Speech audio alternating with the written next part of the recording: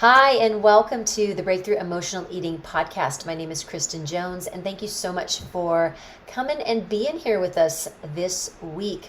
If you are listening on the podcast, this episode is recorded just 4 days after Christmas.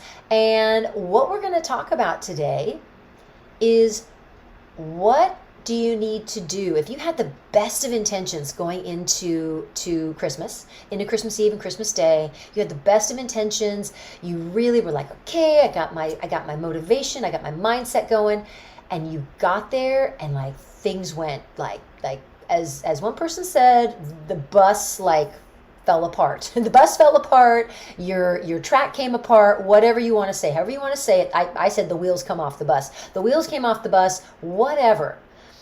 You had the best of intentions, things didn't go the way you wanted them to go. And now you're feeling like, oh, I got to get back to it. That's what I want to address today. This is going to be pretty quick and dirty. It's going to be really, really directed at what you need to do in three different areas of your life. Three different areas that we need to, there are three different aspects, three different sides of getting back on track, what that needs to look like. Before we get into that, again, if you're listening on the podcast, welcome. If you are not a member of the Breakthrough Emotional Eating community, you want to go to www.facebook.com/groups/food breakthrough and join, become a member. Answer all of the questions that I ask you before you come into the group. All you have to do is answer them. Just answer all of them, because I don't let people in if they don't answer all of them. So answer the questions, and then you'll be brought into the group. So, and the group is amazing. We have so many things going on, especially now. I've been dropping little hints. Tomorrow, there's going to be a sign up tomorrow in the group. So for those people who are listening in the group, because I'm live streaming into the Breakthrough Emotional Eating group, we're going to there's going to be a post tomorrow that's going to allow you to raise your hand, and I will send you a sign up sheet to sign up for what I'm calling the Dream Board Challenge, and you are going to want to be a part of that. It's going to be super, super cool. That's happening next week.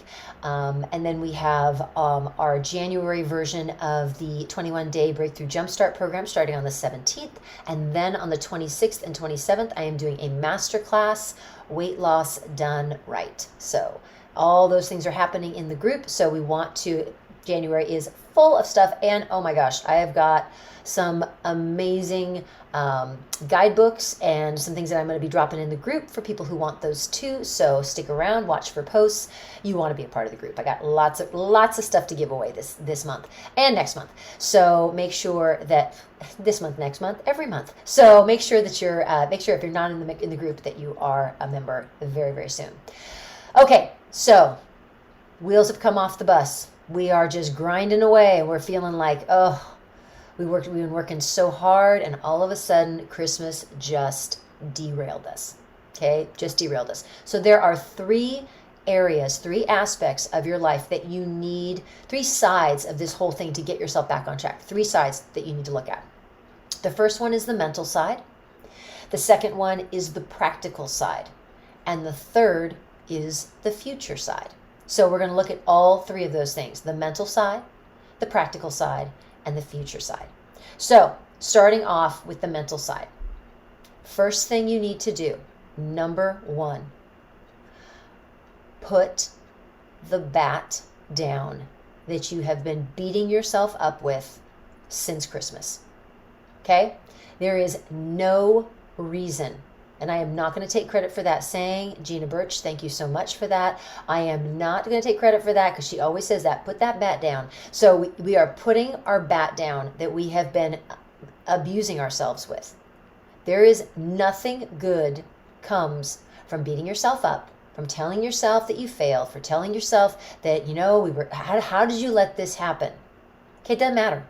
It doesn't, what matters is that we are analyzing, we're looking at, okay, what can I do differently the next time? Not going back and beating the dead horse with the bat and then beating ourselves with it. We can't do that. It's got to stop. We've got to let all of it go and reach around and give yourself a hug and give yourself a pat on the back for recognizing kind of went sideways.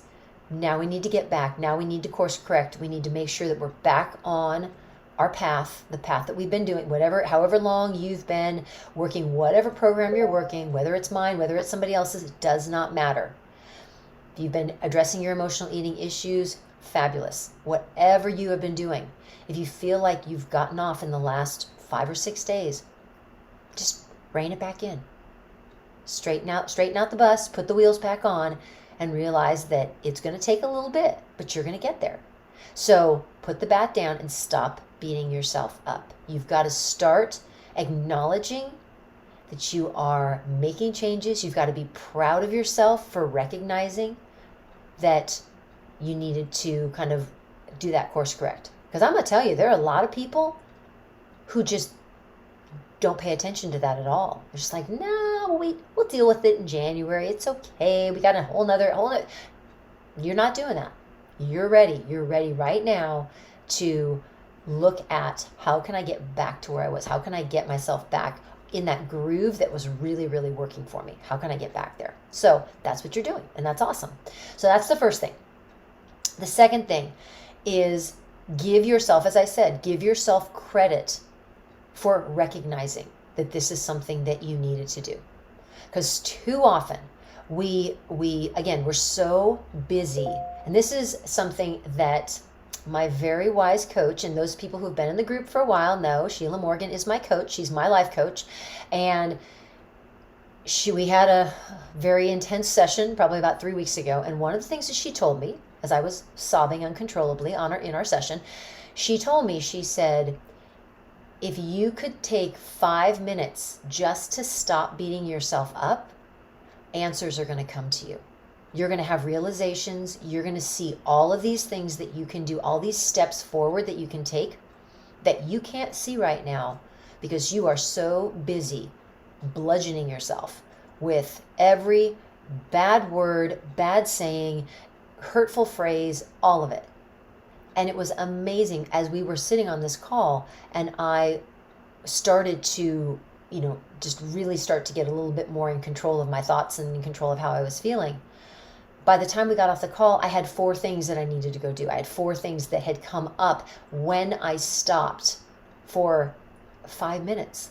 I stopped beating myself up and all of a sudden answers started coming. Solutions started coming. This is what I can do. This is what I can do. I can try this. I can try this. We have to give ourselves credit and then allow ourselves to get the answers that we need. So receive those answers. So be proud of yourself for finding the answer. Excuse me, for recognizing that you needed to do this, and then making sure that you start looking for answers. And you have to stop beating yourself up in order for that to happen. And then the last thing, and this is going to seem kind of strange, but because we're associating this with a holiday, I don't want anyone for a moment, if you had an amazing holiday, and you had so much fun, and you were doing the things with your family, and you were, I made Baycorn dip. If you don't know what Baycorn dip is, send me a PM. I'll send you the recipe. It's amazing. And my nephews love it. So, if you were having the Baycorn dip, you were doing all the things, the carrot cake, that's what we had in our family, all the good things, and you were so happy, you were having a really good time. Don't make the holiday, don't make that one piece everything about your don't make that everything about the holiday. Like, remember how much fun you had. Remember that you were really enjoying yourself. Remember that you were surrounded by people who loved you. Don't make like, oh, I gained a couple of pounds. Oh, the holiday was horrible. No, holiday was amazing. Holiday was amazing. Remember how much fun you had. Remember the memories that you made. And don't let this one little thing ruin that holiday. Not worth it. Not worth it. And it's not going to move you forward. So that's the mental side. That's the mental piece that I want you to work on. Next side is the practical side. So this is more of like the food stuff, which I don't really talk all that much about, but we're going to talk about the food stuff. But we're really not. So what I'm going to ask you to do is, and what I'm going to recommend is, the first thing from the practical standpoint of how do we get back on track, just pick one thing to focus on. Just one. If you completely stop drinking water during the holiday, because I know I usually do that, completely stop drinking water during the holiday and you did nothing but sodas or nothing but alcohol or whatever you did, if you stop drinking your water, just focus on water this week. Just pick one thing and get through a couple of days of feeling successful about drinking your water. Just get through that.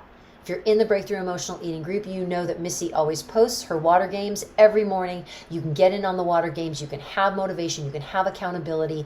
She's amazing. Her memes and her gifts are so funny. So and it's super helpful to know that you post and you are accountable for, like, I'm drinking 80 ounces of water today, and that's what you're doing. So if that's something that would be helpful, do it. But just pick one thing. Too often, we think that we have to, like, everything's got to go back into place. Everything's got to be perfect from here on out. Y'all, no one is going to be perfect. If you set yourself up like that and you say, okay, I'm going to get back to everything and I'm going to be right in line. Maybe for a day or two, but let's not look for a day or two. Let's look for like a longer span of time. So just pick one thing. Do you do the water well for 2 or 3 days? Then pick maybe like, I'm going to not snack. Or maybe you pick, I'm not going to snack first, and you just focus on that. And the water kind of comes in naturally, and then you focus on water, and then you focus on eating to satisfy. Any of those things, you just add little pieces on. But you not master. You get comfortable with what you're doing, and then you add something on. So we're not trying to like pile on, and everything has to be perfect all at once. That's a recipe. That's a recipe for disaster. It's just again, it sets you up. It's too much pressure, and it sets you up for possible failure. And again, we're not running away from failure. We're not afraid of failure. But why would we go look for it? Let's set ourselves up for success. The second thing, the thing you pick, it's got to be realistic. Don't go in and start talking about, like, I am going to fast for the next 2 days. Like, I'm not eating anything. Like, today's the day I do the next 3 days, I'm doing a 72-hour fast. No, that's not realistic. Don't do it. Don't do it. Pick something realistic that you are going to be able to see success. Again, success builds success. Momentum keeps moving forward. That's what we want. And the third thing is look to establish a win streak. That's why I said you want to pick something realistic that you can do, and you can stack them. You can have them like, I'm going to do 2 days of my water, and then I'm going to have the water, but then I'm going to add, the no snacking. And then I'll have 2 more days of those 2 things, and we'll add a third. Or maybe I'm going to go a whole week with just those 2, and then I'll add something. But then we've got all these win streaks, all of these. And again, our brain responds to doing something well. It likes knowing that we do something well. It likes to receive a reward, and a reward is recognizing, oh, we did that right. Oh, we did that right. Anytime we recognize things that we've done right, our brain gets that little hit of dopamine, and it's nice and happy. So that's what we really want, is establishing those little small win streaks. Third side, that's the practical. Third side is the future side. How are we going to move forward? How are we going to continue to do what we're doing? And again, have it move into our future. So we actually maybe learn something, and maybe learn some behavior changes. And before I say this, I think this is really important. One thing that I learned I learned this when I was teaching, and I think it's so important. I think sometimes we get confused about this. And I think right now, many of you might feel this way. And many of you might not want to admit that you feel this way. And you may say, oh, no, that's not me. I know I feel this way sometimes. We have to remember, and this goes for everyone, we have to remember that who we are at our core, in our souls, is not our behavior.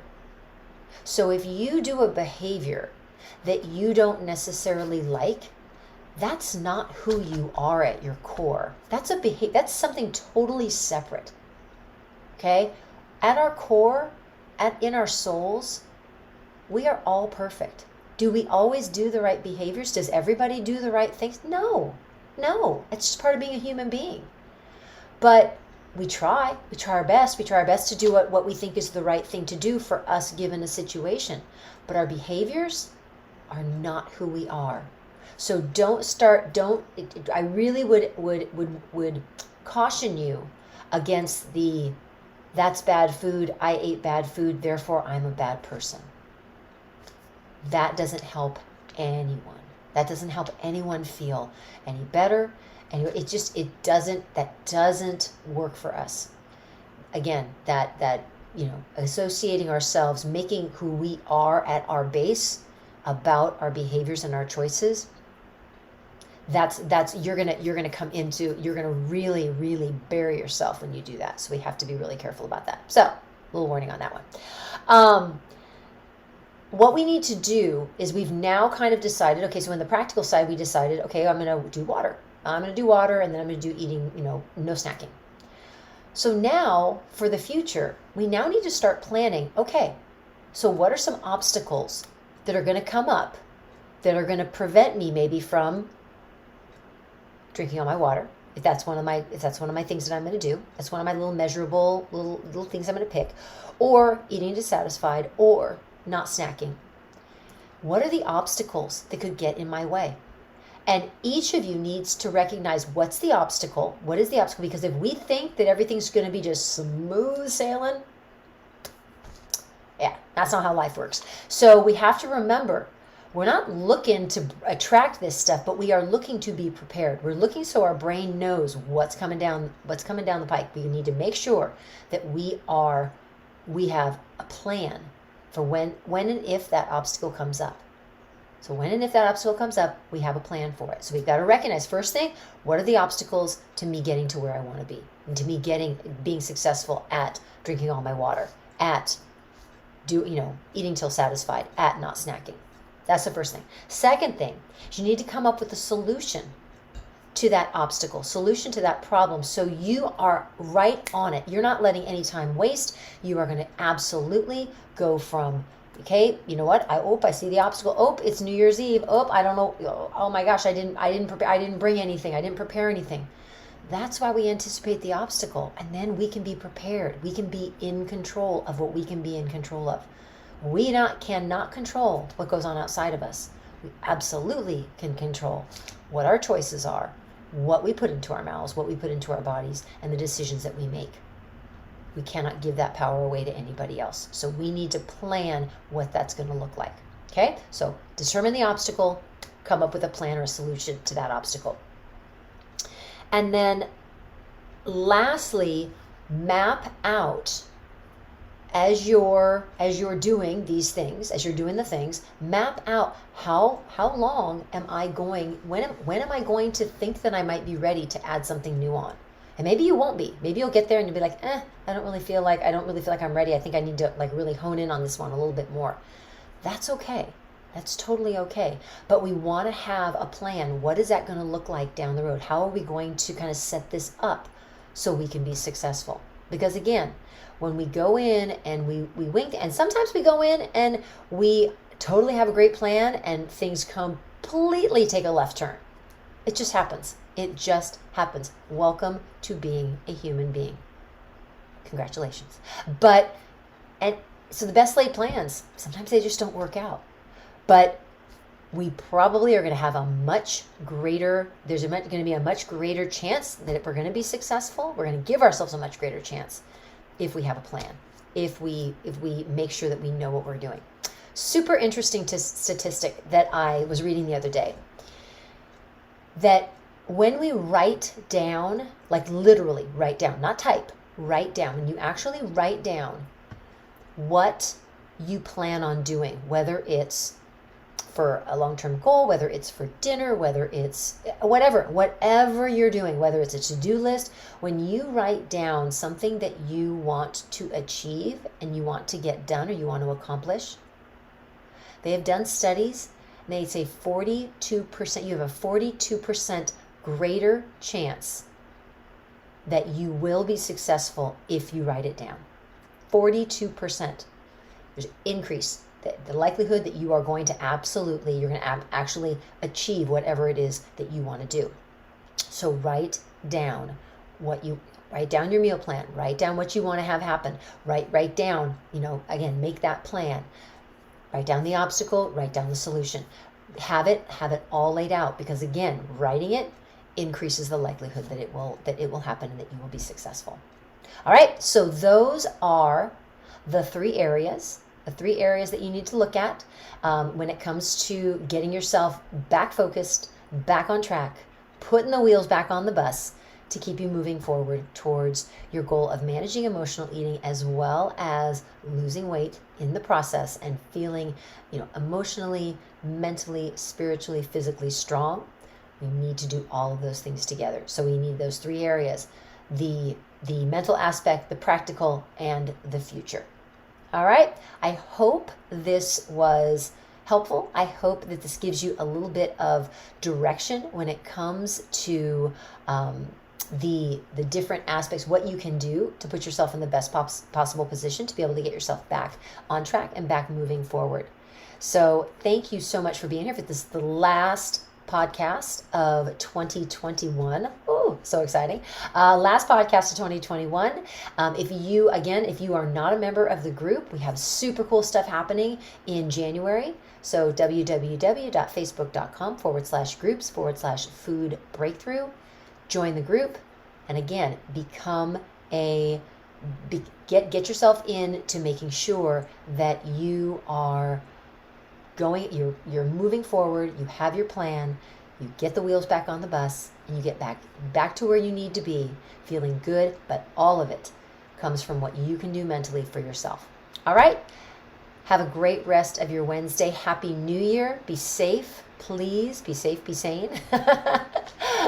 Drink lots of water, and we will definitely see you around. All right? Take care, everyone. We'll see you next week.